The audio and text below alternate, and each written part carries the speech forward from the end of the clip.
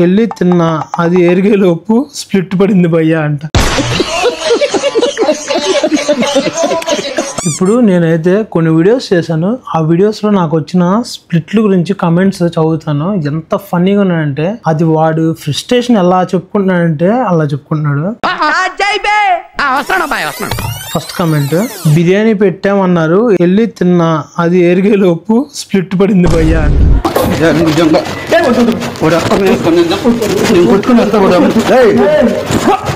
ఈ అమ్మ తిని ఎరిగేలోపు స్ప్లిట్ పడేది ఏంట్రా. ఇంకోటి, బెడ్ మీద బీర్ పడిందని బెడ్ మొత్తం స్ప్లిట్ చేశాడు భయ్యా.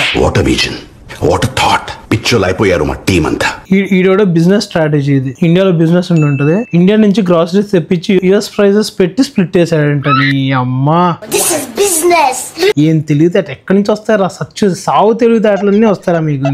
లాలీపాప్ 80 cents కి స్ప్లిట్ చేశాడు నాకు. ఏం మాట్లాడుతున్నావురా, నరాలు కట్ అయిపోయింది. No comments.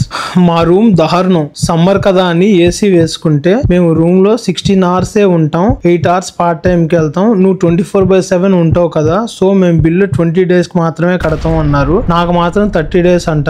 జాగ్రత్తగా ఉండండి బ్రో. అయిపోయింది, నాకు కథం, నాకు ఇష్టం లేదు. ఎందుకంటే మొత్తం అర్థమైపోయింది, ఈ ప్రపంచంలో ఏమి లేదు.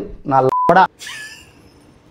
ఒక అమ్మాయి నన్ను స్ప్లిట్ క్లియర్ చేయమని అడిగింది. అసలు ఆమె నా స్ప్లిట్ లో ఎందుకు ఉందని చూస్తే, ఎప్పుడో నేను పార్టీ హోస్ట్ చేస్తున్నప్పుడు ఒక వైన్ బాటిల్ తెచ్చింది. నా గిఫ్ట్ ఏమో అనుకున్నా, చూస్తే అది స్ప్లిట్ లో ఉంది. సరే అని చెప్పి అమౌంట్ పంపినాక మళ్ళీ నెక్స్ట్ డే అడిగింది, బ్యాలెన్స్ పంపమంది. తిరిగి వస్తే అది 70 cents బ్యాలెన్స్ అంట.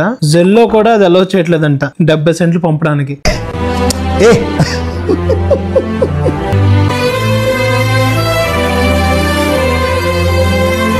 మా వాడు ఒకడున్నాడు, వాడు ఇంకో అమ్మాయి టొమాటో అండ్ కొరియాండర్ స్ప్లిట్ కోసం కొట్టుకున్నారు. హార్డ్లీ $2.